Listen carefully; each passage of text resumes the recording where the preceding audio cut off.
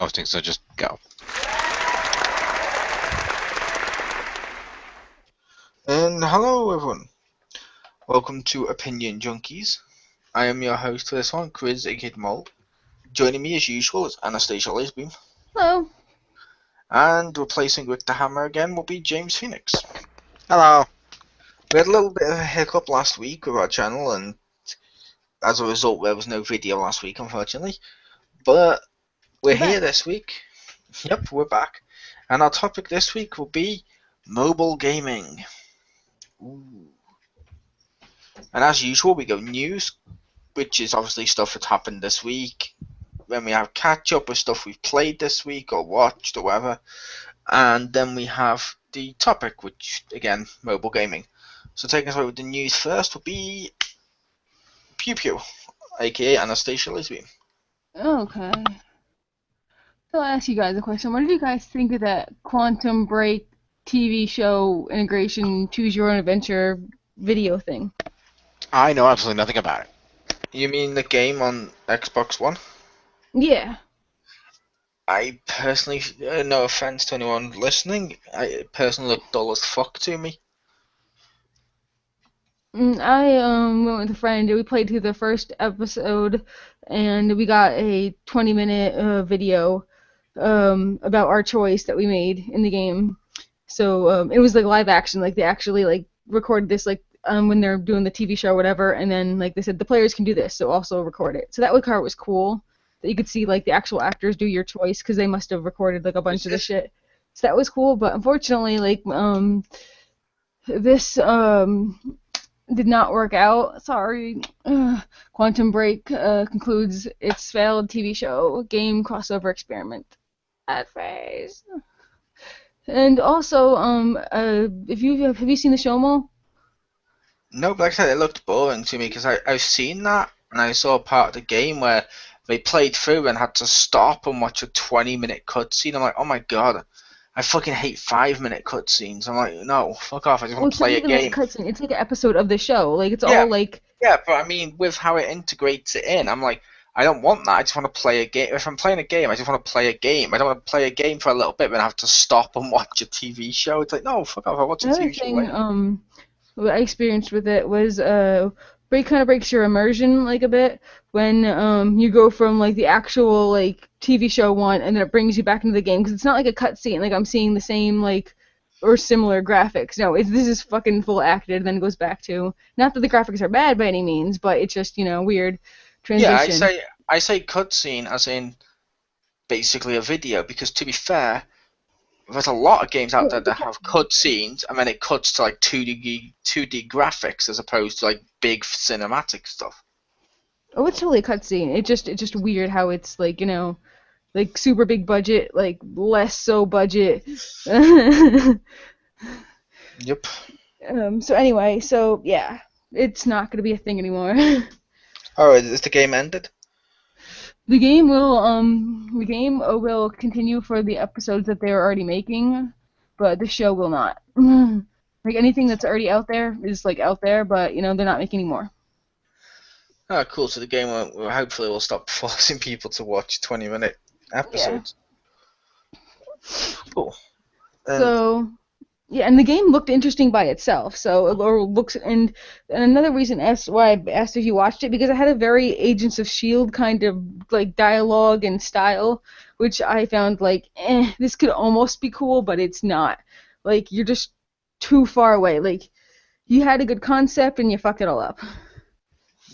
which one, Agents of Shield or this one? This one. I was gonna say Agents of Shield is shit. I hate Yeah, Agents. like this one, it had a good concept, but the writing, I'm saying the writing felt very Agents of Shield, like it's attached to something I'd watch, but not this. Yeah. Fair enough. And So over, yeah. fair enough. And over to Jim for his first bit of news. Indeed. Well, the first bit of news, and I thank Mole for providing it, because I didn't actually know about this. But there are some more detailed rumors on the forthcoming Star Trek TV series from CBS that will be on their exclusively on their all-access streaming service. So according to the sources, we're saying that it will be set in the classic continuity, not in the J.J. Abrams movie-inspired reboot continuity. And additionally, season 1 of the series will be set before the era of Next Generation, but after the events of Star Trek VI: Undiscovered Country, which covers a long time frame, but that era could be, cover time span by the Enterprises B and C, but it probably won't be an Enterprise ship itself. As they're saying, it sounds like it will be heavily serialized and on a different ship. But and another rumor indicates that the showrunner plans on integrating bad guy Klingons into the show, but there could be some holdouts somewhere because technically they'd already reached a Tom by now, but that doesn't mean there couldn't be some that disagree with it. So it sounds like it'll be finally it looks like it'll be a seasonal anthology like American Horror Story, which mixes up the formula era and setting each year, and I think that's a cool, great idea, because it would allow them to do a lot of different things that they want to do without having to fully commit to each individual one, because they could do a season of each one and integrate and really expand the Star Trek universe without levels of commitment. So I think that's a really great concept. I think the concept is great. I really think the concept is great because I like the anthology series. Mm-hmm. I am just worried about one thing. Okay. Each season's going to be the first season of a Star Trek series, essentially. Oh. You just realised that, yeah. No Star Trek show has had a great first season, arguably. I say arguably because I didn't hate the original series' first season, or Enterprise's first season, to be fair. Or even Deep Space Nine's. Yeah. But still, a load of fans are like, oh, they've never had a good first season. It's like, okay, so what you're saying is Next Gen didn't have a first one. Mm-hmm. So you're just going to compare it to all others because you're a Next Gen fanboy, cool. Mm-hmm. But, because newsflash, there's other series besides Next Gen. But yeah, like I said, it seems cool. The anthology idea does seem like a good idea. And I'd be interested to see what they mix up. Indeed, it should be. It should be a lot of fun, and I'm looking forward to see what they can do. I think they said the first episode they're going to make free for everybody to watch it, and then everything else will be on the paid all access. So I'm interested to see where it goes, and this might get me to subscribe to all access to see this. Cool. Indeed. Back over to Mo. Cool. And my first bit of news, I'll do the smaller one first, is the new Suicide Squad trailer debut joins Sunday night's MTV Movie Awards. Cool. And yeah, the trailer suggests Superman is the catalyst for the formation of the team. And just like with Batman and v Superman, they talk about like the idea of in the trailer is one guy even asks, and tell me if this doesn't sound like something from Superman 2, huh? What if Superman was to come down through the White House and just take over? And I'm like, that's what Zod did. But yeah, he's asking what if Superman was to do that? Who's going to stop him? So they put together the Suicide Squad, and the trailer looked pretty cool. They had more Batman. You got to see Joker being Joker, which was cool. Harley had a cool scene where she's like, I'm always vexing, when the sergeant's like, if you disobey me, you die. If you vex me in any way, you will die. If he says you will die, Harley's like, I'll just interrupt you there. I have a very vexing personality, to which he's like, you will die. And I'm like, that's funny. Yeah, that was hilarious. I love that line.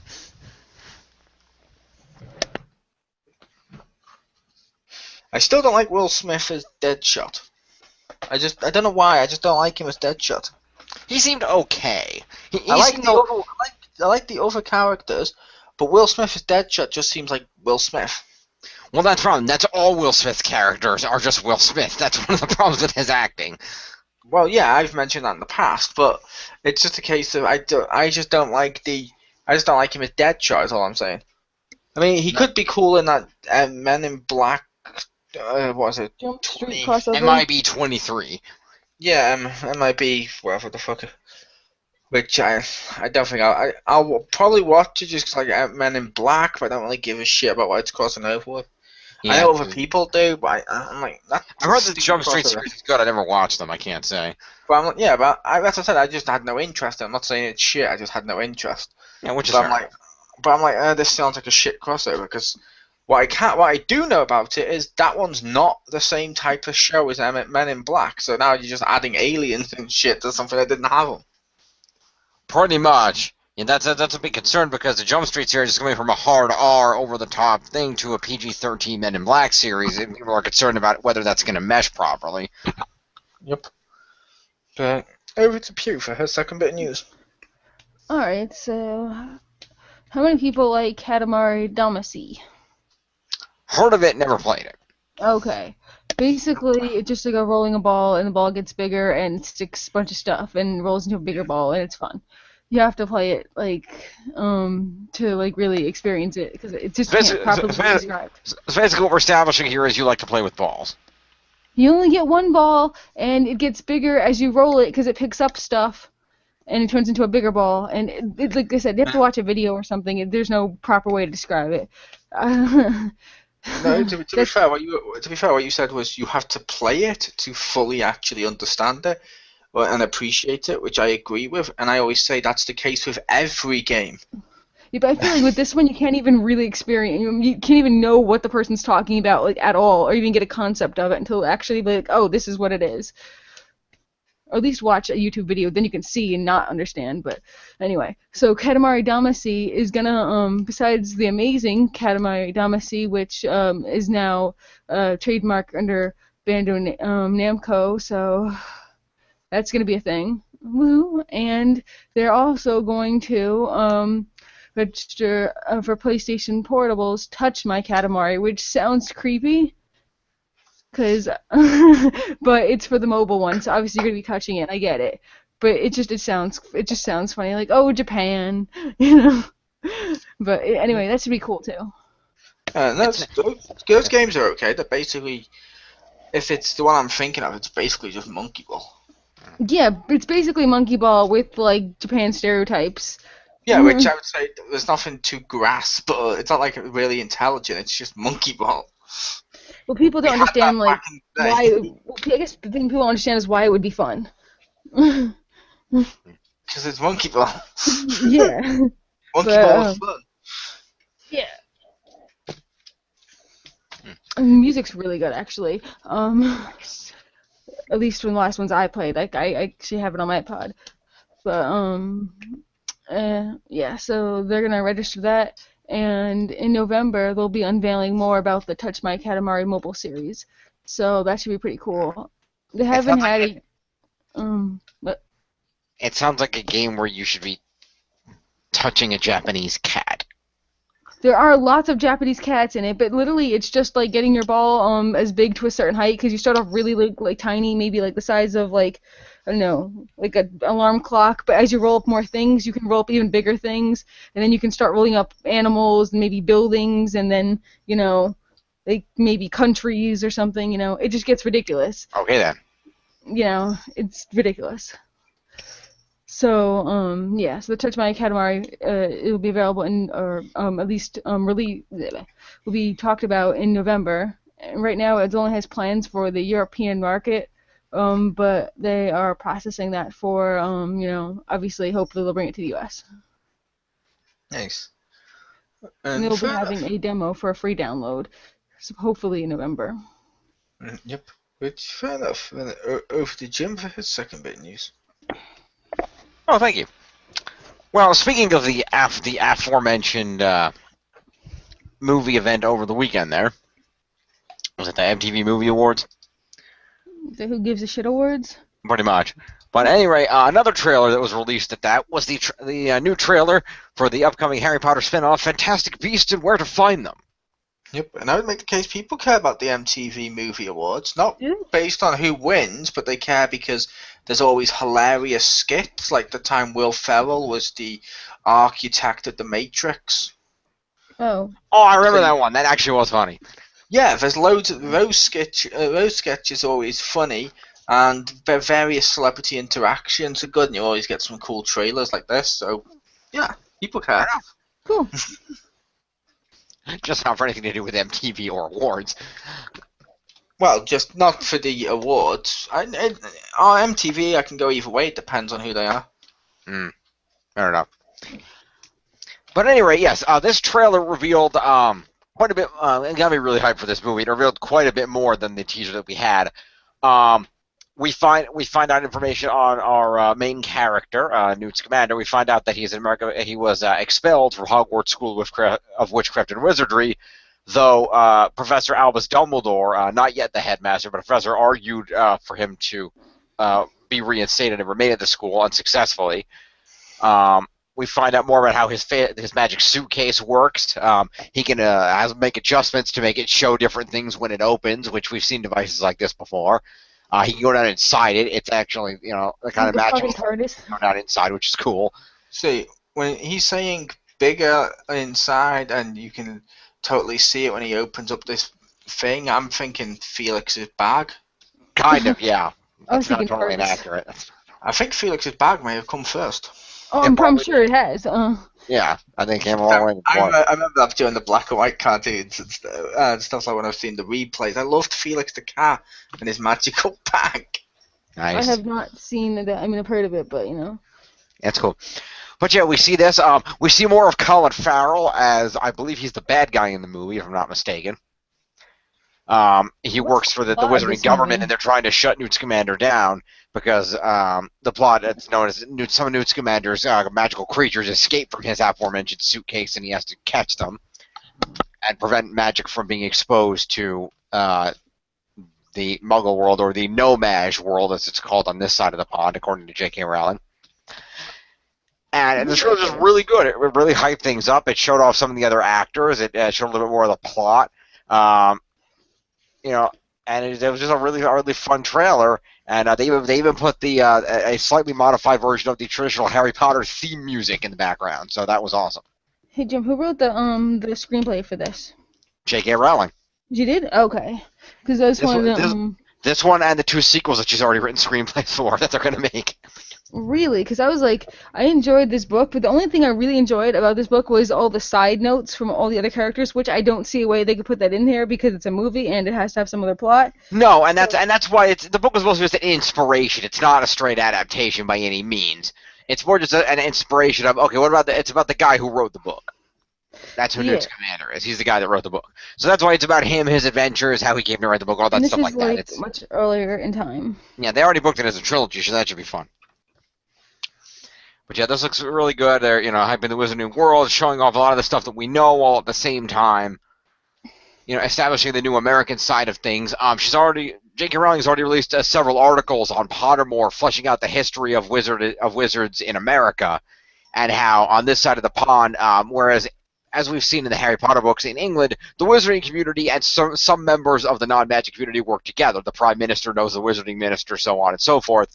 And there's wizards marry muggles, things like that. There's it's not nearly that bad. Whereas in America, because of the Salem witch trials and a lot of persecution that happened in the past, there's a very strict rule that wizards in America are not allowed to marry with or hang out with or interact with non-magical people at all in America. At least I imagine things would be shitter here just because. Unless of course they put on street shows like the most famous of all American wizards, Chris Angel. I was gonna say David Copperfield, but.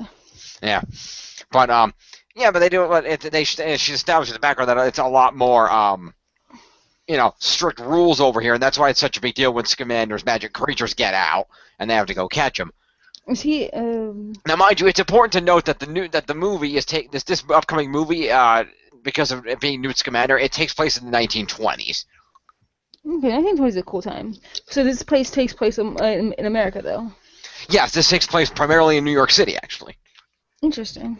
Yeah, the idea is that Newt Scamander came over to America from England, and then his creatures got out, and he's got to get them back. And we see his adventures going on as we learn about the American Wizarding world and how they're much more strict about their secrecy and everything else, which is why it's such a big deal when these creatures get out. Can I ask why he came over? Because that sounds like he just made a worse case for himself. He did. He came over and he fucked up, and now he's got to fix it. That's exactly what happened. And I was saying, isn't that literally the plot of the Goosebumps movie? Yeah, kind of. Cool, so she ripped that off. Possibly. I wouldn't say rip off. I mean, it just sounded like she took similar, but In this I case, haven't seen that. These are actual magical creatures that he just happened to have shoved in a magic trunk. They weren't like fictional creatures that came to life. To be fair, whenever he wrote them, they became real creatures. Thus, he had to trap them inside the book. I haven't seen this, but she already wrote it herself, and she's using the characters that she already made. So it's not. I wouldn't say it's. I mean, I haven't she seen might have borrowed an idea, but in all fairness, it's been well shown that a lot of things in Harry Potter were borrowed from other things. Yeah. It's not new. I know, but I would just like to point out the second like that Percy Jackson came out, Harry Potter fans couldn't wait to talk about how that was just a rip-off of Harry Potter. So it's like, well, if Harry Potter's doing something another film's done before it, why can't we point out Harry Potter ripped it off? It's only fair. No, you're the one to. We here on this show like to keep things equal. Mm-hmm. Let's see, can't we just all say take inspiration from? Yeah, pretty much. But that's the whole thing, and she's already, like I said, she's already written the because they're operating on the assumption that being a movie in the Harry Potter universe, it's going to be a success. Which, as we saw, with Superman, Batman, not necessarily guaranteed with successful franchises. But I would like to point out that's already made 700 million, or however much it was. It's already made more money than Iron Man, Captain America, and a load of other films. So it actually is a success. Fair enough. But nice try by the Disney fanboys. Ah. At any rate, the trailer looked really good, and it's got me really excited for the film. So if you like Harry Potter, that's going to be coming out in a couple of months, so stay tuned for that movie. Like I said, a couple of sequels, and of course Harry Potter and the Cursed Child, the book of the new play, dropping in July. Not related, but I figured I'd say it. Back to Mole. Yay. And here we go. This news is, I figured this was big news, but Comic-Con International is launching its own subscription video-on-demand platform, which means subscribers could get a converted or coveted look into packed panels taking place in San Diego's convention center's Hall H. We're working with every single studio and every single panel host to be able to take the content and put it out on other platforms, he said. Panels definitely won't be live streamed, he mentioned. However, they will be uploaded shortly after.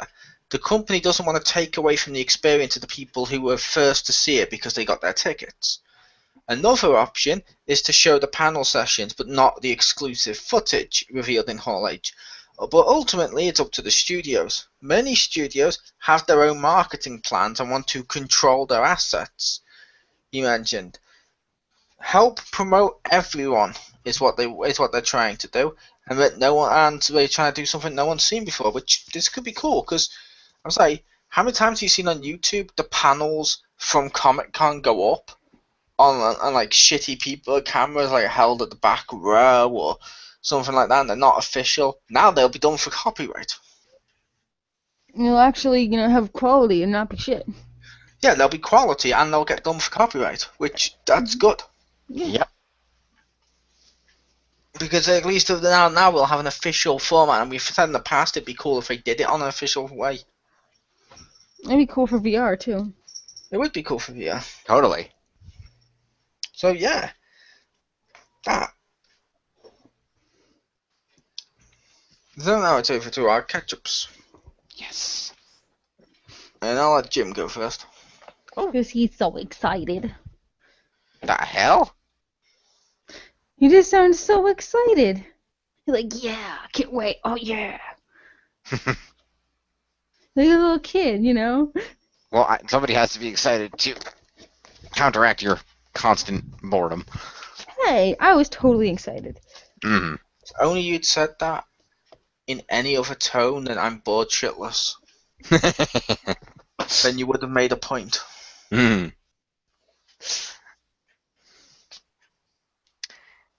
At any rate, first I'm talking about Pew. It's hard to talk about Pew in any tone but bored shitless.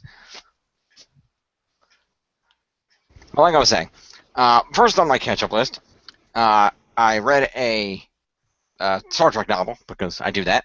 This one is actually a slightly older one. I realized when I read a more recent one that, I accidentally skipped over a couple because there's so many of the damn things it's hard to keep track. So I went back to read Star Trek Deep Space Nine, The Soul Key, which primarily continues an ongoing adventure that's went through several novels. The general premise being that Kira Nerys, a character you know from Deep Space Nine, played by Nana Visitor, for those of you who are fans of Deep Space Nine, has had a long-running situation with a Cardassian woman named Ileana Gamor, who looks like Kira, but a Cardassian instead of a Bajoran. And there was a situation where Ileana was turned into Kira, was supposed to take her place as a spy, but ended up not doing that, and there's a lot of backstory that I won't get into.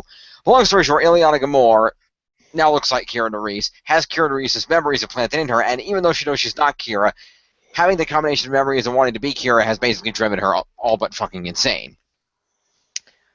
And over the course of the book, we see her trying to initiate plans to wipe out Kira, and we see her successfully wipe out Intendant Kira from the Mirror Universe, who she takes the place of, intending to become the emissary to the prophets in the Mirror Universe, and then use her power to wipe out Kira Nerys of our universe and all the other universes so that she's the only Kira. It's fun that she's not even really Kira, because she's fucking crazy.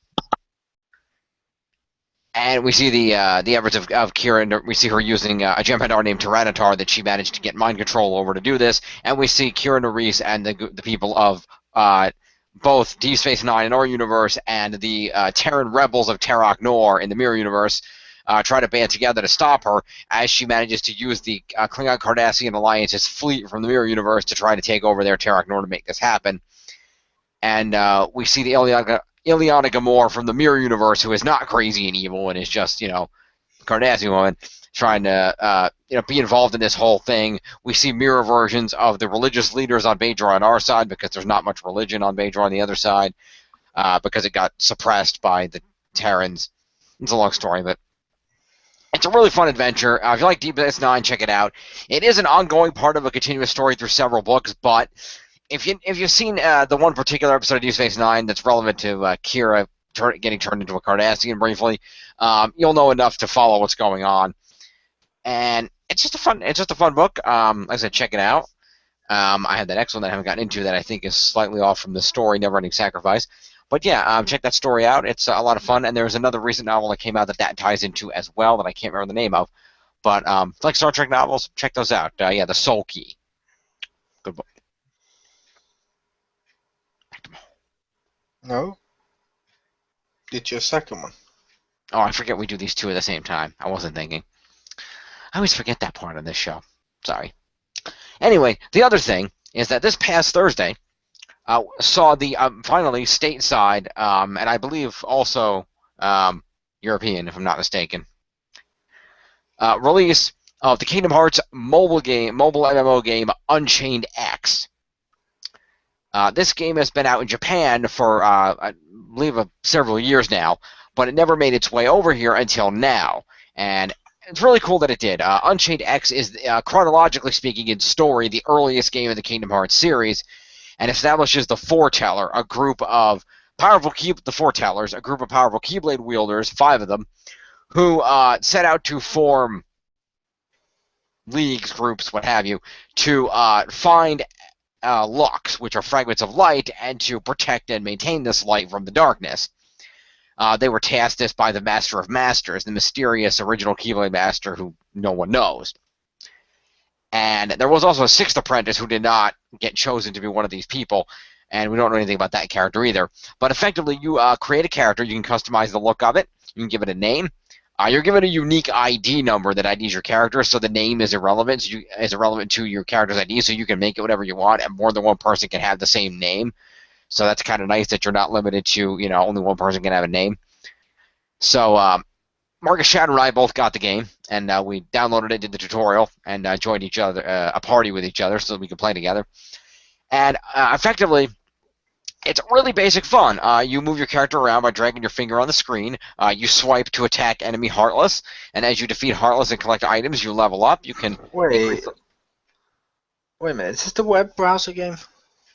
I don't think it was ever in the browser. It's a mobile game. Maybe you could get it for some of the more No, mobile-like browsers. no, they did in Japan years back. They like what I don't know, can't remember how long, many years, 3, 4, whatever. They did a game. I mean, I know they ported that to the mobile one and made it Unchained X. I think it was Kingdom Hearts X on web browser. Oh, I think you're right. Yes, I think it was a mobile a Not browser to, version. Now that you say that. not to correct you, oh Kingdom Hearts wiki. No, you are no, you're absolutely right. I did realize it was a browser game. You're right. I forgot about that part. Yeah, because when you described it, I thought, oh, that sounds like that browser game I'd seen. Indeed. But yeah, it's a lot of fun. Like I said, it's very very easy to pick up and play. You don't really need a lot of skill. Just drag your finger around, swipe to attack enemies, and you can upgrade it as you collect more items and experience and points. You can upgrade your Keyblade. You can upgrade there are little tokens with all kinds of different Disney characters on them that you can use to do special attacks. You can share those with your friends. Cool stuff like that. You can upgrade those tokens to get more powerful. It'll change the picture of the character to a different one as you evolve them and level them up, which is cool. And this is the earliest one in the series. Does it mean you only can enter worlds that existed like in what, like 1960s or whenever Disney started? Like It doesn't really align to the actual Disney chronology, but ironically, I think most of the worlds in this are actually what would be the earlier like Snow White, Cinderella. I think it is actually those worlds as you say it. That's really funny. Yeah, because the first world you go to is Snow White. They use Snow White as a tutorial world after a few basic things in the hub world. You get to push a villain off a cliff there. Yeah, if it's the first one, it should be Steamboat. Yeah, that was a Timeless Forever. That was in Kingdom Hearts 2. Yeah, but I mean, like, just with all like the Disney characters, but you're not pushing them off cliffs and off-screen deaths now. I like how you said, well, that was in the second one, as if Kingdom Hearts the series hasn't reused this shit out of its settings for all of its spin-offs and mobile games. And like the story or timeline or chronology of anything means anything anymore. Yeah. It actually does. The entire story actually does connect together. It's convoluted as hell, but it does connect together. That's why Pew has mentioned it, because convoluted as hell means it may connect together, but in a way that makes you go, really? I can tie a string around a duck and also tie a string around my toy Dalek. That does not make them connected, really, other than just by that one string. Like the stuff with Anson and all that crap. And not Ansem, and Ansem's this, and Ansem's that, and blah, blah, blah. Honestly, they simplified that whole thing, because now it's just they're all forms of Xehanort, and they're the 13 Darknesses that will be the ultimate bad guys of Kingdom Hearts 3. And then the hanky you had, that turned evil. Yeah, which means they tried to retcon it, but at the time it didn't make sense when it came out. It's like, ugh. No, it did, because the guy, he called himself Ansem, but he was actually the Heartless of his apprentice, who was Xehanort, who had taken a younger body from Terra from Birth by Sleep. Like I said, it's convoluted, but it makes sense. No, it doesn't make sense. If it's convoluted, it doesn't make sense. Those are literally the opposite things. If it's convoluted. Convoluted means complicated. No, complicated means complicated. It means unnecessarily complicated. Yes, unnecessarily, which is a bad thing. It means it's not good. Actually, it just means extremely complex or difficult to follow, actually. Yes, it's difficult to follow because it's crazy as fuck. It's difficult to follow, which Jim's saying it makes perfect. No, it's convoluted but easy to follow. Therefore, you're being completely an oxymoron with that exact statement. I didn't say it was easy to follow. I said that if you know the story and have gone through the whole thing, it's easy to follow. For someone like me, it's easy to follow because I've done or at least most of the games, and I know the whole story, so it's easy for me to follow, but I can understand somebody who is outside of the franchise, it can be very, very hard to follow. I was in the franchise, and I had to step out because when I was in it, I couldn't understand it. So if you have a wiki guide next to you and read them all and memorized them, it is totally easy to follow. Continue, Jim. I didn't memorize the wiki guide, I played the games, but Jim is the wiki guide. Pretty much. But I'll explain it to you later, Pew. But at any rate, it does all connect together, and that throughout the course of time, as Xehanort did things to manipulate darkness and gain power, all different, basically parts of his heart ended up in a bunch of different beings, and that's why there's all these different forms of Xehanort. What's that? I said, is that to do with the game you're talking about? Yes, because this is where it all started. This is where the light came from the darkness, which led to the darkness taking over Xehanort down the line. But in this game, there's the foretellers. You choose a foreteller to ally with, and you're in that group, and you can form parties with and play with other people who are allied to that foreteller, kind of like guilds. And there are 5 of them, like I said, and they're all based on an animal: Unicornus, Lepardus, Vulpus, so on and so forth. Is that their names or the names of the guilds? Those are the names of the guilds. So sometimes the people are known by those names colloquially, but they do have regular names. Like, for example, Vulpus, her name is actually Ava, but she is known as Vulpus because she's the head of the Vulpus Guild. That's weird. Okay, go. Yeah, Continue. but they were given these titles by the Master of Masters as the heads of the guild so they could protect the locks. Wasn't their choice. Okay. But at any rate, it's basically you join one, you customize your character, and you can go through the world. You meet Disney characters, like I met Doc, and he said, "Can you help me find my friends? They're trapped in the scary woods by the dark creatures." And I said, "Sure." And you follow around, you beat the dark creatures up, help people, unlock stuff, and it's very simple and a lot of fun. You can follow the story mode. There's other modes you can unlock, like Olympus Coliseum, where you can just have some different battles and things. And it seems like a really fun game, and it's free to play. It doesn't cost you anything, although there are some, if you want to get some different tokens, buy additional things to use, you can do that in the, what do they call that, microtransactions. You can do that, but not required to play the game and have fun. So yeah, it's available for free right now on the Google Play Store, probably on the App Store for iTunes. I think it's also on Apple, I would assume. What is this called? Kingdom Hearts Unchained X. Alright.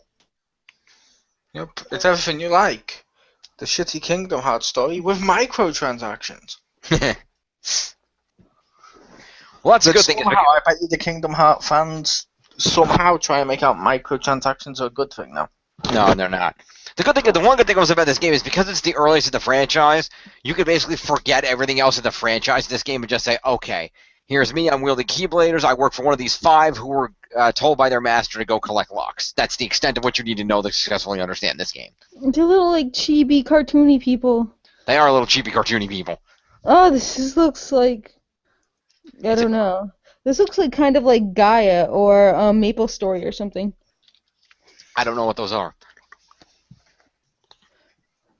Fair enough, but over to Pew for her catch-up then. Yes. Oh, yeah. So, I watched a lot of the originals. I think I'm on season 2, I think. Or getting to season 2, where they just got Davina back out, and they're gonna she's trying to learn her magic again, or at least get it back, because everybody's making fun of her for not be able to do it, but the ancestors ignored her because she was in the ground, and that was like, well, you can understand because she was ignoring them, I guess, for a while because she didn't want to die and come back. Although I totally saw that whole Celeste thing coming, where when she died, or they didn't come back for a while because the whole Celeste hijacked their magic thing, but then she ended up getting her just desserts anyway, and coming back, and it was like, oh snap, all this cool stuff's going on. I was wondering, maybe it's just I don't know, maybe it's just because her original body, but she's over all the bodies she's been in developed an American accent, but she went back to her French accent when she went to her original body, so I don't know if that was her original state, she didn't remember all that previous stuff, and it was her mindset was going on. Or, I don't know. Because I would think if she entered her own body again, she would have the American accent she required. But I don't know. It was cool. It sounds really dirty when you talk about entering her own body. No, she went back, she was dead, and then she took all these other bodies every time she dies. But then Elijah had the Mother Spellbook that had an ultimatum that if she doesn't do this, then this happens, and she didn't do the thing she's supposed to do, so she entered her old body again, and it became alive. Okay. But, so where did she get all the other bodies she was in? Was she just kicking people out of the body? When she dies, I think her spirit just goes into another body and takes it out, and the other person who was in there is gone, I guess. So she's literally mind murdering people. That's great. I guess. I mean, but she was evil, so yeah. Well, if she's evil, then fair enough. That makes sense. Yeah, I mean, Elijah didn't know that she was evil though, so Right. that was kind of a surprise. Gotcha. The only thing I didn't know is whether when she went back to her old body, did she revert to like her as when she died her, or like 'cause she had the French accent again, or did she like go back to her and just use the French accent 'cause I You don't match the know, body. you get to match the body or whatever. Yeah, 'cause I think that's really extra super awful if she doesn't remember all the evil shit she's done since that body. So Oof, she'd be super confused. that would be She's like, "Why interesting. are you killing me? We were awesome!" Like, you know. But yeah, so that was fun. And then I also played a lot of DCUO with Mole and Jim. Hey. Yes. And that's been a lot of fun. I got my Beast Chica running around. That's pretty cool. I also made a Ronald McDonald villain. Evil Ronald So, McDonald. yeah, Evo Ronald McDonald. Nice. So that was pretty fun. We're almost to the point where we're like level 30 and get the armors and stuff. We got a lot of marks already from a bunch of things in the side missions, which is cool. I like that. Yeah, Mole and I ran an alert before we came on to do this here podcast, where we got some nice marks, and I got a staff. So I Yep. heard. Yeah, my Supergirl's already hit level 30, or Spectacular Girl. And basically, she's now like level 41 with all her gears and stuff. That's cool. Nice. I think it was 41. I believe you were a 41, yes. It was either 41 or 42. Because I can't Yes, remember if my last thing I equipped upped me or not. right. Yeah, I forgot you got But an equip then. yeah, what I did was I'd made a Batman and a Joker from my own world I've invented, along with my own Supergirl and her own villain, my own Wonder Woman and her own villain. Nice. Cool. Who's Supergirl's villain again? Kal-El. Ah, right. Superman as if he was raised by Darkseid. Right. I remember now. What? He looked really cool. He does. It does seem really cool. It's very cool. Yeah, so those were my things, and they were pretty awesome. Yep. And of course I have a Batcave for my Batman character. I know you have a bad house. Yeah, I have a Bat house. It looks cool. It looks very cool.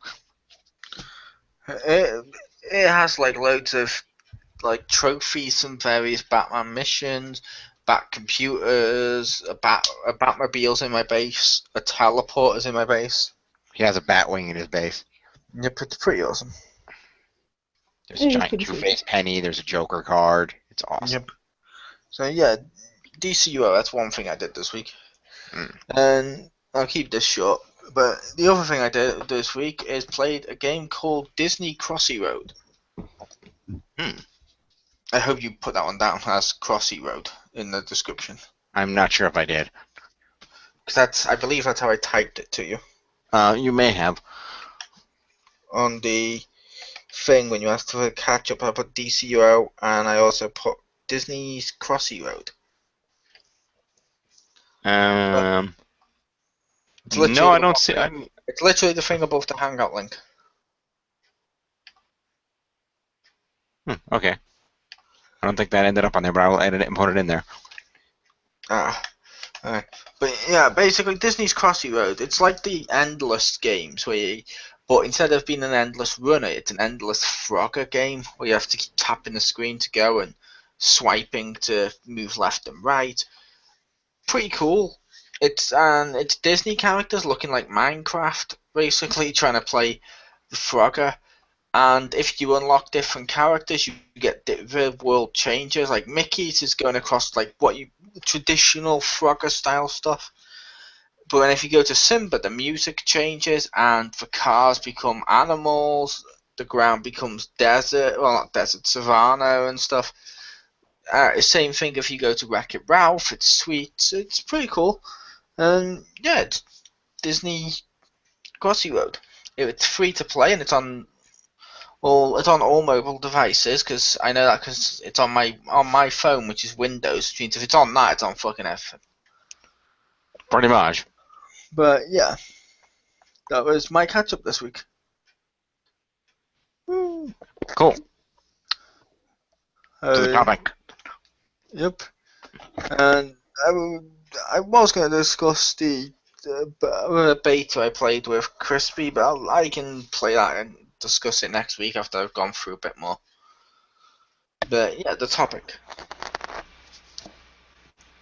And the topic is mobile gaming, Yes. which is on the rise. Well, it's on the rise, it's more staying steadily. It's Yes, already rose. It has risen. Yeah, it's already risen, it's staying pretty steady. And it's pretty good. There's some mobile games out there like that Disney game I had of Magic Kingdoms, which sounds good until after a certain point when you're like, oh, this is just trying to get me to spend more money on it over and over and over again. To basically, it's like, oh, it's only like 70p, or oh my god, it's only £1, but they all add up. Eventually, you have to do it like 50 times a week. Also, and you have to keep doing it if you want to spend all your stuff. Eventually, all that's going to add up. Like, to buy Pluto's house, you need to get the pink gems. And unless you're going to grind the pink gems for weeks and weeks and weeks and weeks and weeks to build it all up, you're going to spend real world money on it, and nickels and dimes you, as you guys say. Oh yeah, I'm sure it does. Right, that's the problem. But the mobile gaming is still, like we said, it's still on the rise. And when they do it right, like that Disney Crossy Roads or my Sonic Runner, it's pretty fun. Mm-hmm. They can be really fun. Like that Sonic Runner, it's free to play. I haven't spent any money on it. You can spend money to remove adverts, buy coins and stuff like that, but I don't need to. The Wii U gave me a free character. I was able to build up the red rings quick enough to unlock my favourite character of Amy. It's all good. Cool. And I didn't get a chance to play it, but I think you said that, was it that WWE Supercard? That was pretty good too, wasn't it? I liked Supercard temporarily. When, like I said, it got boring after a certain point. Okay. I believe Marcus liked it until it became, and I'm going to use air quotes, impossible. Mm-hmm. Because after a certain point, you kind of have to spend money on the game. Fair enough, it's an online game. That's how the servers are being supported. People need to realise that. Yep. Once you've bought the cards, after a certain point, there's a big long period where you're against a load of people who haven't bought cards. So you've got like the best like legendaries and super rares and all this, and that'll be normal. You're just slaughtering them all. I believe Marcus Shadow was the one getting slaughtered. I recall hearing him complaining about that imbalance. Yep, he was complaining about that, which like I said, it happens. Yep. At the end of the day, you can't complain because the people who have bought those cards and are slaughtering him are the ones funding his servers. This is true. So it's like, Yeah. I believe Marcus Shadow also, I might get this at some point, but Marcus Shadow also plays Star Trek Timelines, which I hear is a lot of fun with mobile as well, where you can make a crew of a variety of different Star Trek characters and a lot of different versions of the same characters to make yourself a crew and fly around for. I heard the space combat is a little lackluster, but generally that's a fairly good game too, from what I've heard. he may like it. I had that on the iPad. Oh, did you? How was it? Pretty shit. Fair enough. Generic as hell. Its main selling point was, oh my god, I've got Spock. Oh my god, I got Data and stuff like that. But besides the oh my god, there's this character. Basically, the gameplay was shit. Which means essentially speaking, I should have just done you'd save money just going out and buying a pack of Star Trek cards and looking at the characters and going, oh my god, I got a Kirk. Mm-hmm. There you go, boom, you got more enjoyment. And probably a better game because I'm assuming there'll probably be a collectible Star Trek game out there. Most likely. There's a Game of Thrones card game, so I'm pretty sure there's a Star Trek one. Mm-hmm. Yep. Well, Game of Thrones card game must be easy because it must just be every turn. It must just be who can tear up their cards to murder their characters fastest. Yeah. Yep. And I was mentioning it earlier, and I really have never gotten into the whole mobile gaming scene. Even when that Star Trek one came out, I really hadn't done it. But like I said, just a couple nights ago, I downloaded Kingdom Hearts Unchained X. Really, the first game to really get me playing mobile gaming, and it was a lot of fun. I'm sure I'm going to get to a point where I'm going to be out-leveled by the enemies and need to spend money on better character tokens to be able to advance. I'm sure that'll happen inevitably. But for right now, it's a lot of fun, and I like the idea that it's a mobile game where you can, it's very easy to play. Swipe, swipes, it's very simple, and I can see the kind of enjoyment from these kind of games where it's, characters and franchises that you like. It's things that you can very easily collect and play. It's very simple. It's because you can either generally play at least the basis for free before you get to the point where either it's ridiculous to spend money. Anybody can give it a shot and play, even people who might not want to necessarily spend $60 on a PS4 game. Well, depending on the game. Fair enough. No, the reason I say depending on the game is, and I know Pew's seen this as well, and she can vouch for this. You can buy Knights of the Old Republic 1 and 2 on the for the iPad and for the iPhone. Yes. And I'm sorry, they're way better RPGs than any Kingdom Hearts game. Oh, and they're actually only $3. The first one is. You can get the first one on your phone for $3. I almost got it because my one on Steam that I already had bought wasn't working, so I said, hell, I'll just buy it again. But then my friend got it working. Yeah, that's so fucking good. That game is so fucking good.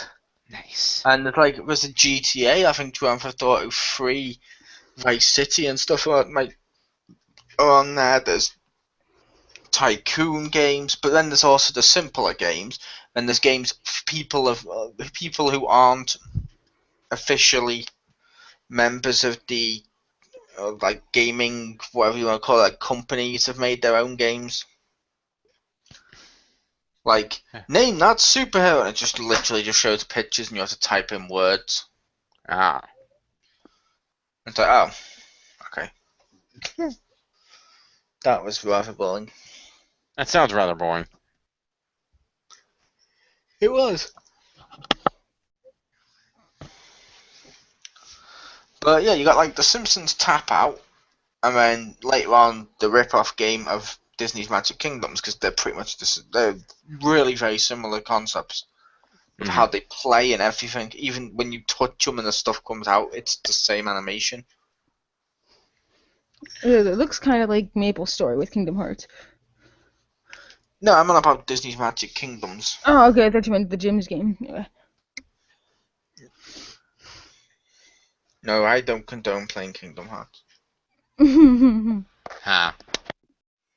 I say, if you want to play that, you're better off playing Bleach. Is there like a legitimate Bleach game? Because I would like buy that. Yep, there's Bleach games on the Wii, the DS, there's a PS3 one, which is similar to Dynasty Warriors, where you're running through and just slicing up all the fucking hollows and shit. That's cool. I gotta check that out. And of course, J-Stars. That's also awesome. But, yeah, like I said, there is various mobile types of gaming, and they're becoming huge to the point the people that make Metal Gear Solid, I'm just going to say that just so it puts it into context. Yeah, that's why I'm wording it that way. Have literally said they're going to not we're not going to fund any more console games, and instead they're only concentrating on mobile games. Holy shit. That's what Konami's doing, and we got Nintendo doing a new deal so they can put Mario and stuff onto the smartphone devices via various stuff, and they're working on Nintendo games for it. Hell, on my phone, because it's Microsoft, there's Xbox linked games, like Xbox, like the games you get on Games for Gold and stuff. Some of those are linked up to, or Xbox Live, I should say. Some of those are on my phone, like the store games. That's cool. Yep.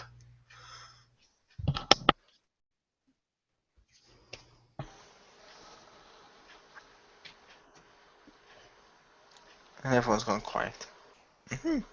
I'm still thinking about because I wanted the German like train the train wreck. I wanted them to tell him what mobile game they were playing that distracted him from pulling the lever to change the train tracks, so the two trains wouldn't collide with each other. But they didn't. They did mention what game he's playing. It was Railway Tycoon. That would be so funny. Oh And my god, I would piss myself laughing if it was that. he couldn't change the track because in this game he had to change the track or a train would crash. Oh my god. See, I want that to be a thing now. I want them to find out what game he was playing. That like he just was distracted from like the train, you know, so he couldn't switch the tracks. Yep. Probably But like no, angry. like Angry Birds started on the phone. Or if you want to be more accurate, it started on PCs as Crush the Castle. But Yes. Angry Birds was on the phones. Now it's when it became everywhere. It started pretty much dying out, but they are doing the Angry Birds film now and stuff. That's With how Sean big Penn. the brand became.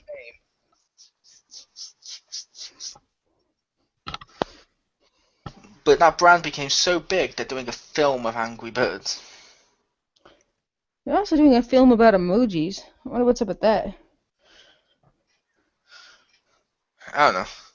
But I'm looking for. I don't know. But I enjoyed the last film about emojis, Skull Poople.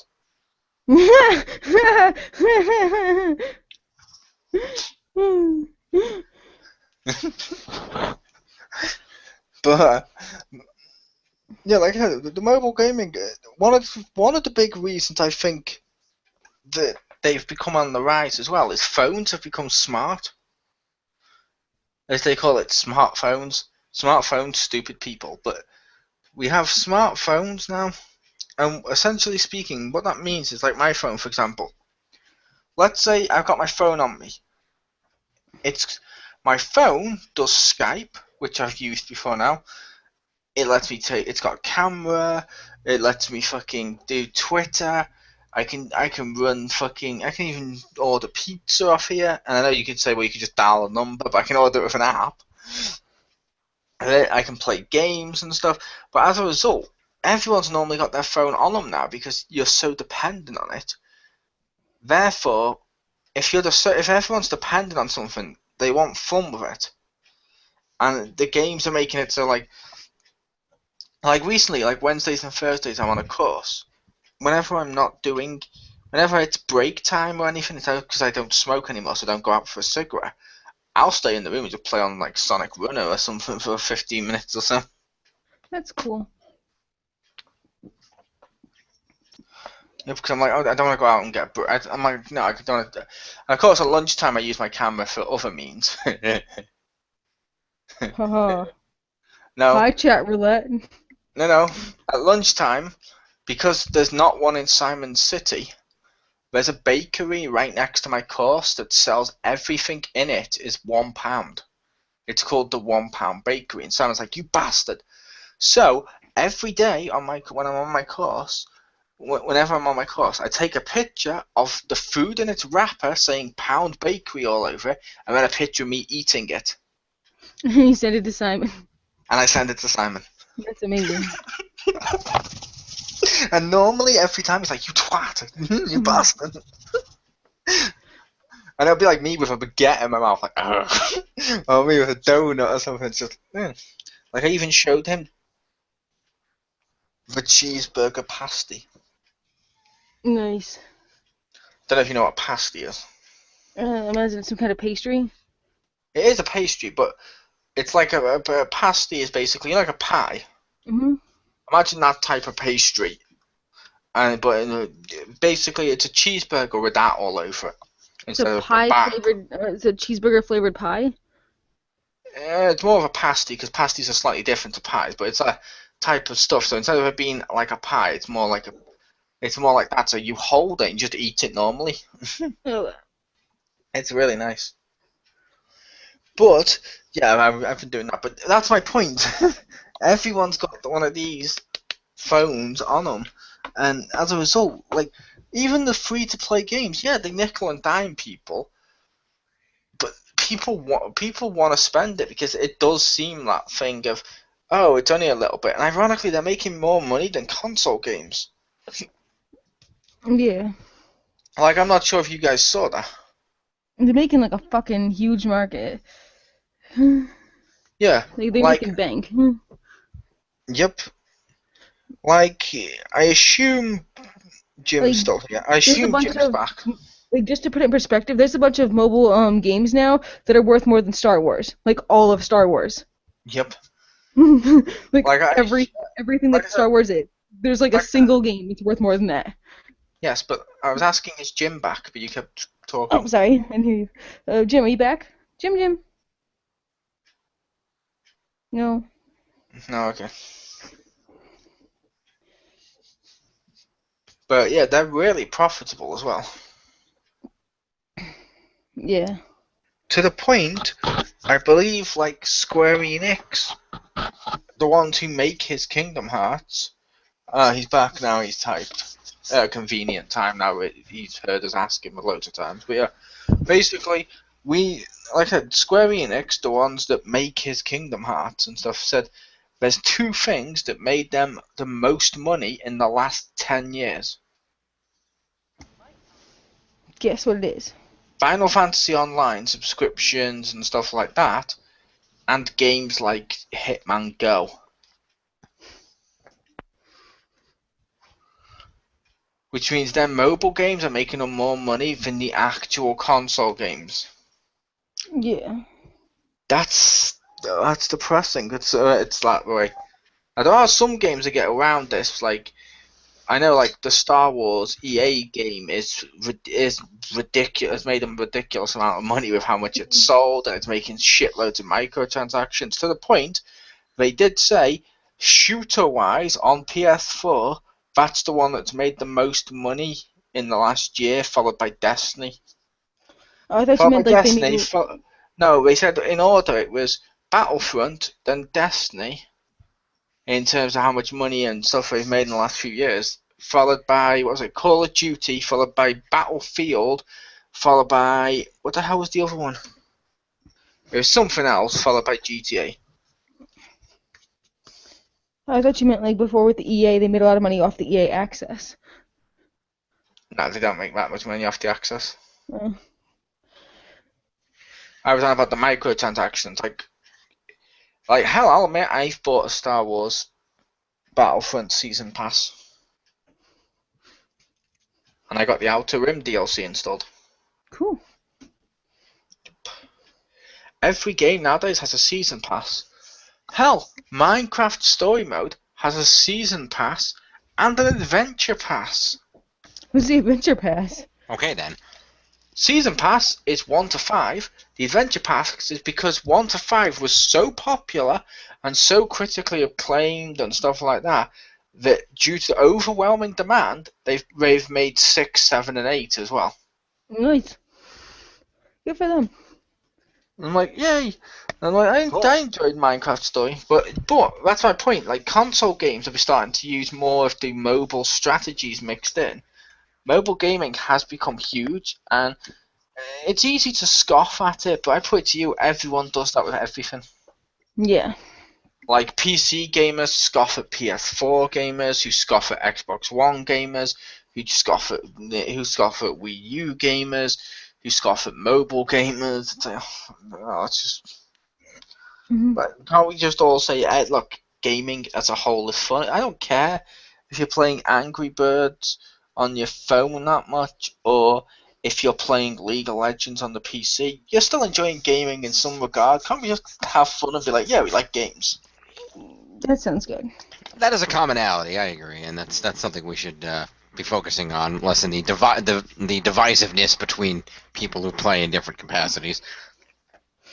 I'm surprised you just didn't mention my friend likes to go, and he doesn't actually feel this way, but he likes to have this whole monarchy in his head. He has like the console or the PC elitists and the console peasants, and then you have like the stewards of something. He just had this whole thing, and it made me laugh so hard about like all the different facets of gaming or something. But it's better if everyone just chillax and enjoy what you enjoy. Pretty much. Okay, you're almost 13. You just used the word chillax. I use the word chillax.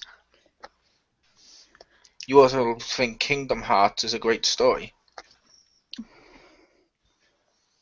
Yes, I do. That doesn't make it a great story. It just means that I enjoy the story.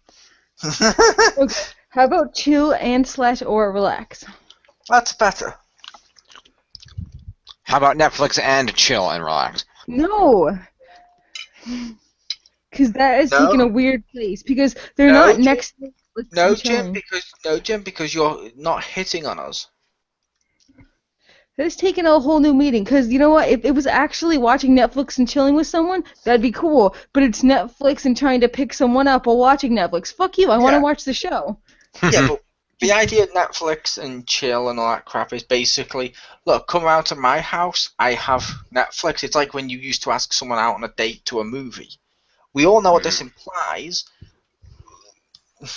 But sometimes I just want to actually literally watch Netflix and chill. Like I don't want there to be any other context around it.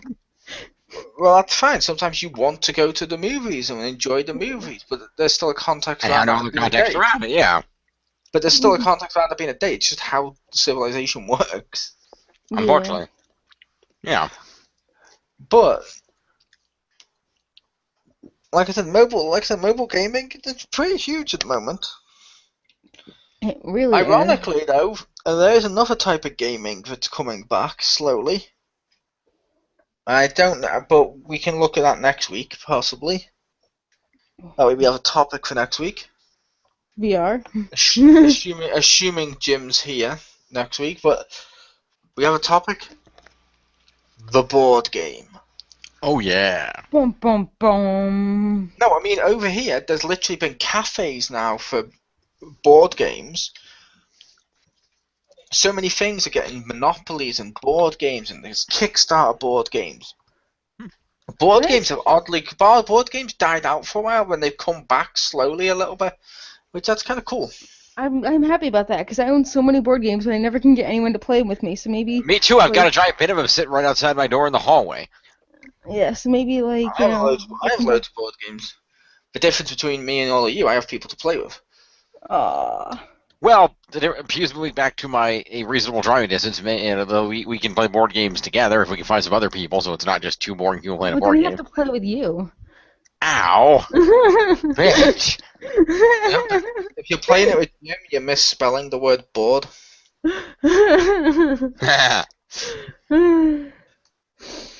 You're horrible people. We're not horrible people. I was just being honest. I was just being honest about your lack of personality. And just by sheer coincidence, I happen to find my lighter. And this is my lighter that's actually the barbecue grilling candle lighting one, not the like burn your finger off with cigarettes one. Yeah. It's not my fault, Jim, but you have as much personality as Adam Sandler has acting range. Oh, ow. That's low, man. Or, just to make you feel even better then, you have as much personality as Kevin James has acting range. There you go. Ooh, he's going to be a fat guy that falls over. Or he's going to be a falling over fat man. Ooh. How does he do it? Sometimes he has a mustache and sometimes he doesn't. I like Kevin James, so I'm going to take that. I like Kevin James in King of Queens. Mm-hmm. Most of his other films, it's just, oh, look, he's a fat guy. Oh, look, he fell down. He got back up. Oh, look, he fell down. There's a movie called The Zookeeper. Don't watch it. It's a waste of time. I haven't seen that. I know you're going to mention Paul Blart Mall Cop. Yeah, I've got one. I've got the first one and I've got the second one. I will admit they're not good films though. While I enjoy the first one, I can still admit it's terrible because it's literally like they gave him diabetes just so he'll fall to the floor and go and start licking sweet. Not diabetes, it's a sugar imbalance. Hyperglycemia. It's a real thing. My friend has it. Yeah, it is a real thing. That's why I said it doesn't work like that, by the way. I'm sure it doesn't. Yeah, I said the only reason they gave it to him is like there's a scene where he falls to the floor and at one point he goes and gets ice cream in his face like an animal on the floor and he's like, yeah, it gives him his power back, and I'm like, Oh, it's fucking terrible. His power back, because that's the No. thing he had in the first place. No, they gave it. They gave it to him so they could do that cool scene at the end where he fakes having it to psych out the bad guy, and then he punches him in the face. No, they gave it to him so that before that one moment that looks like, oh, I see what you did with that. He's still a fat guy that at some point crawled on the floor and licked a wrapper. And like the dirty, linty lollipop. Yeah, because haha, that's funny, fat guy on the floor. Just True. like in the sequel, he falls to the floor and scoots along until he stood underneath. It was either a child or a grown-up. So when the ice cream melts and goes all over his mouth, he's like, oh no, no, oh. It's terrible. It's fucking terrible. But yeah, mobile gaming. Stacey, does it feel like Mole's taking this personally on behalf of fat guys? No, I'm taking this it's personally everything on he said is behalf- actually accurate, because having seen the yeah. movies. And I'm taking this personally on behalf of someone who enjoys intelligent films. You And should also- try it sometime, Jim. And also the fact that hypoglycemia doesn't work that way. It's a real thing. My friend has it. It doesn't work that way. Fair Let enough. me just lick a freaking candy bar or lick a wrapper and boom, I got all my sugar back. Yay! Like, Yeah, it's like Popeye. They it's squeeze the not jelly like- bean. Dun, dun, dun, dun, dun, dun, dun. Exactly. You have to like have like a whole freaking like maybe 2 candy bars, like wait 20 minutes, and then you check your blood sugar, and then you see if you're ready to go. Hmm. No, basically, they're like Kryptonians, and what you do is you unwrap a sugar-free chocolate bar, and it acts like kryptonite, like, oh, sugar-free, and fall to the floor. Fact. That's how that works. Admittedly, that would have been hilarious if that happened in the movie. You know what else would have been hilarious if it happened in the film? Comedy? Same thing that happened in the Dark Knight Rises premiere. Huh. Ouch.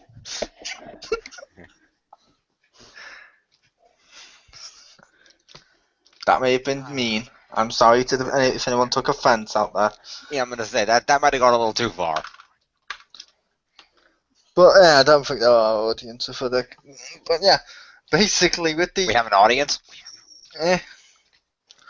But yeah, like I said, the mobile gaming has become pretty huge, and It has. there is various types. And like I said, it's because there's a supply there because everyone's now got mobile phones. Yeah. There's a demand there because everyone who has these will want some element of fun on it. They don't Yep. want it to just be something they carry around on like a chore. So yeah. Yeah, and that's certainly true. Hell, I have from that I had to buy for high school somewhere over there in my desk area. I have a really fancy graphing calculator that cost my parents like $150 when they bought it because it was easier than trying to take on one of the ones for school and be worried about it. I said I'd rather just have one of my own, and my parents bought it for me. But even that thing had like 4 games on it.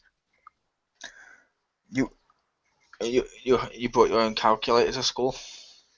I did. I bought my own graphing calculator because you had to have one to do the test, and it was either I had to use the one at school and do all the homework in the study hall, or have one at home so I could actually do my homework at home. So, if you didn't bring it to school with you, fair enough. If you brought it to school with your partner, he's like, you must have got beat up a lot.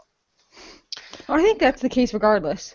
I just mean if he's like, look guys, what, and everyone's like, what? Calculator! If he's holding it up.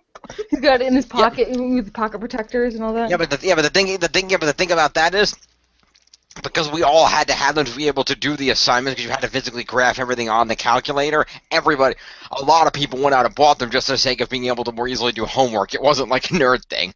I never needed that. Yeah, because NFA is a terrible school. No, it's actually got a lot of academic, programs saying- that most other places don't have. And I didn't say you wouldn't need it, Jim. I just said you wouldn't need to take it into school with you and go, look at my cool calculator. Well, I didn't go look at my cool calculator. But Yeah, if I had an instance where I didn't have any homework and I was sitting in study hall, I could open that up and I could play Blockman. And it was kind of like a Mario game, except instead of jumping on bad guys, you basically had to move blocks around and organize them so you could get over obstacles to get to the next section. See, when I was in high school, what we played was we had Nokias, and we played Snake. Snake, that's a great game. I think Snake was also on. I think it had Blockman, Snake, and I think it had one other thing. I don't remember what it was. Then we went basically, like, let's say it was PA, we'd be playing Snake. Then the PE teacher would come in, and then he'd want us to play with his Snake, and we had to sign a form that says we won't talk about it. I think we had the same high school experience, Mo. We might have. I had to sign waivers too. Yep. Did you play with the gym teacher Snake? Oh no, he just wanted to touch my boobs like all the time. It's kind of playing drums. It's musical credit. Mm-hmm. Oh my God, my fairness, can you play? Yeah. I was gonna say, in fairness, can you blame him? Have you seen your boobs? Wait, what? Oh, okay. I said, can you blame him? Have you seen your boobs? Oh yeah, and don't get me wrong, they're huge, but you know. Yeah. For a second, I thought you were making a fat joke, and I'm like, wait, what? No, I was making a fat joke. I was making a big boobs joke. Okay, I had to think about that for a second. I was like, which way is he going with this? If he was making a fat joke, it would have been, have you seen your toes? Yeah, that would be the fat joke. Well, have you seen your boobs? No one's so fat, like your chin and your neck go over your boobs.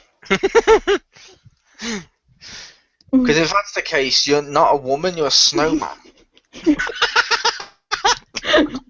You're a snowman. That's amazing. I want to see these snowman people now.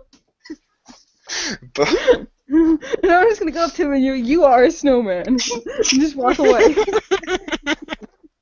That's amazing. Someone find me the snowman people. But yeah. I want to do like a nature documentary on them. Yeah. It's like so next week we'll talk about board games. Yes. Mhm. Which it will include games we enjoy board game wise, why we think they're still popular, games that are out now, and how they may differ to when we were kids. Yeah, that does bring in a real question though. Would that discussion also include something like we do with the Monopoly and Trivial Pursuit, electronic versions of board games? We could discuss that, yes. Yeah, just briefly. It wouldn't be the focus, We'll not be discussing Yu-Gi-Oh cards. No, that won't get discussed. But I figured we do the Monopoly and the Trivial Pursuit on there, and Monopoly's had video game formats for years and years and years. I have the, or I don't know. I think we'd be discussing it more in general, which means when we're discussing Monopoly, we just be discussing about the monopolies we like. We don't have to go into detail about every type of monopoly there's been. Fair enough. I just want to make sure we were allowed to mention the electronic ones because that's a big evolution of board games. Yeah, I'd say if it was your favorite, go for it. Okay. SNES version, oh yeah. That's the one I had, although I don't think I still have it. I don't think I can find it. Fuck yeah, the VHS version of Atmosphere. Nice. Fuck yeah, Clue VCR game.